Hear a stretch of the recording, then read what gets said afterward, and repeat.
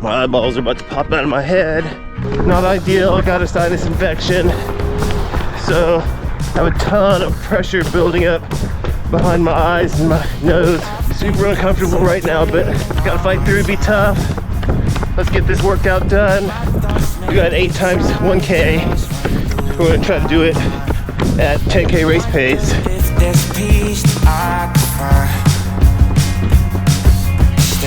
Here, let's switch the first 3 miles to warm up.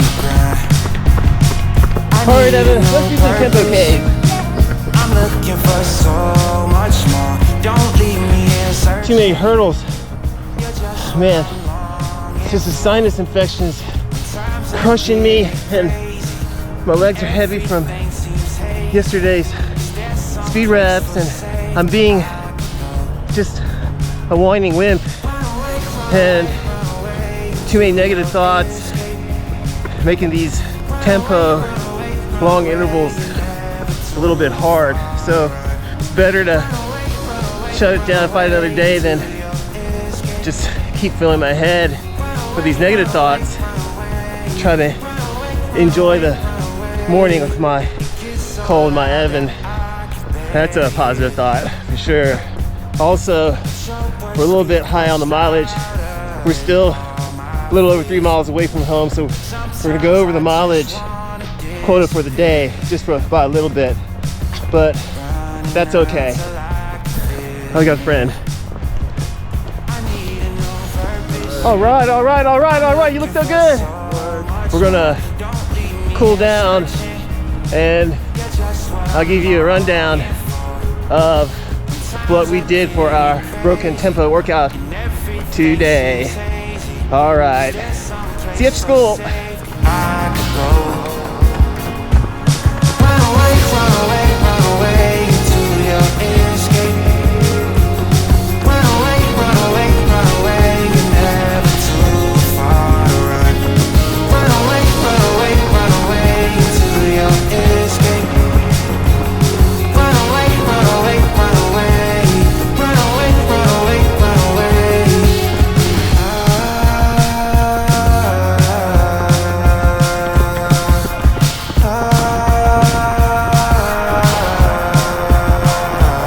Crispy.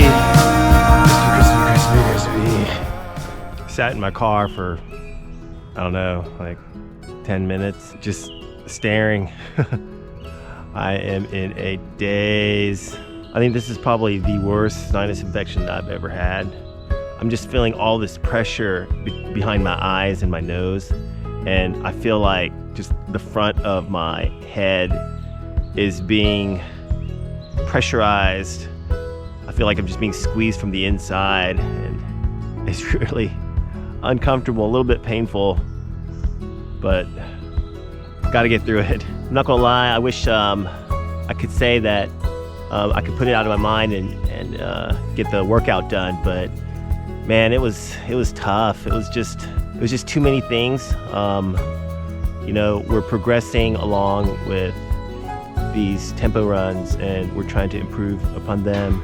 We're trying to increase the intensity, and at the same time not feeling super great, and we came off a really tough track session yesterday, so a lot of things were going against me, and felt like I was swimming upstream and battling and jumping through extra hoops and jumping over extra hurdles. Made the workout super tough, so ended up cutting it a little bit short.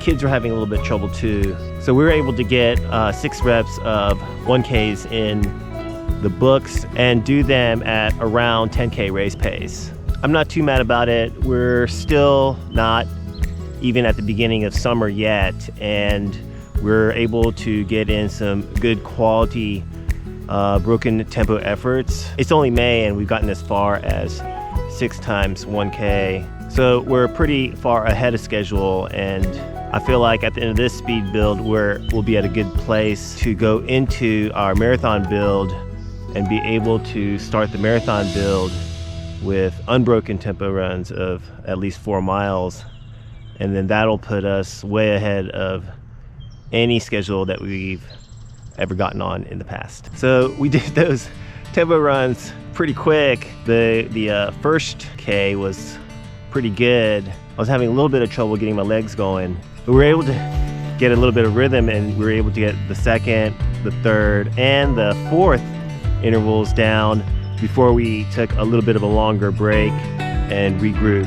Got some water and decided we would just do 2 more 1K intervals. So we got the 5th and the 6th interval done and decided to call it a morning.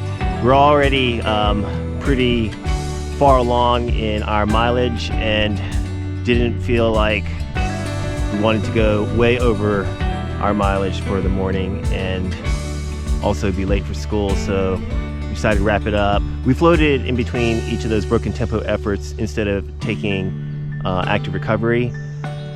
We took floats because we wanted to simulate more of what a tempo run feels like. We take active recovery in efforts that require VO2 max. So today we took floats at around 750 per mile to 830 per mile. And here are the kilometer equivalents for those paces.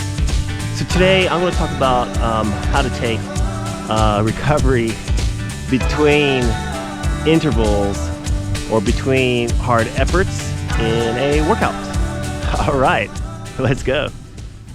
All right, so there's 2 types of recovery that you can take between hard efforts in a workout. One type is called float, and another type is called active recovery. Now I'm going to limit it to just those 2 types. I'm not going to consider just taking a full stop, standing or sitting recovery, because remaining stationary leads to a buildup of lactate at a higher rate than when moving around. A float requires maintaining some of your running momentum and only slowing down your pace just a bit.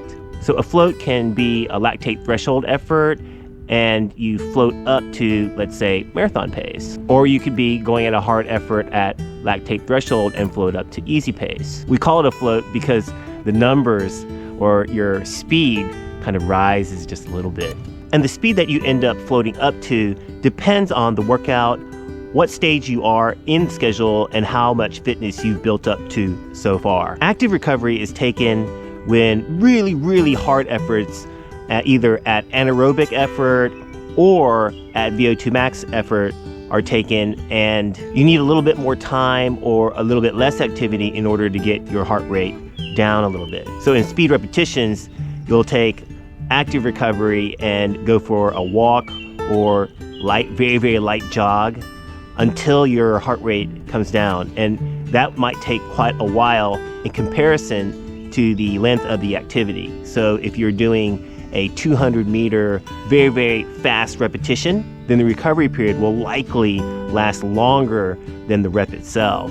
And for VO2 max intervals, the recovery period might last from 50 to 90% of the duration of the interval length itself. One way you can find a weekly progression is to decrease the amount of active recovery, decrease that duration or that time period that you're taking for the active recovery.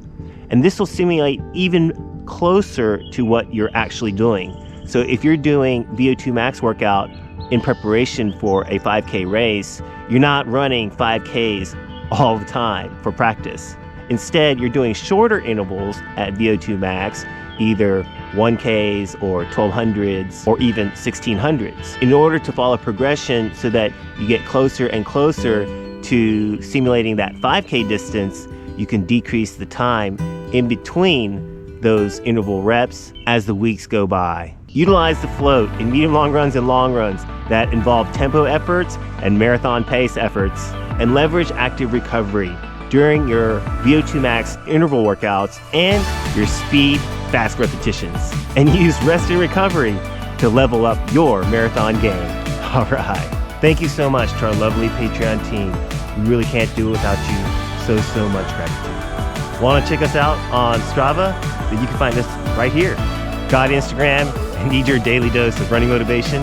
Check us out right there. Do me a favor and smash that thumbs up button. Subscribe if you haven't done so already. It helps out our channel a ton.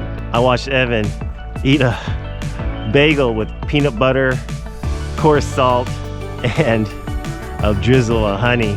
It looked so good. I think I'm gonna go home and get me one of those.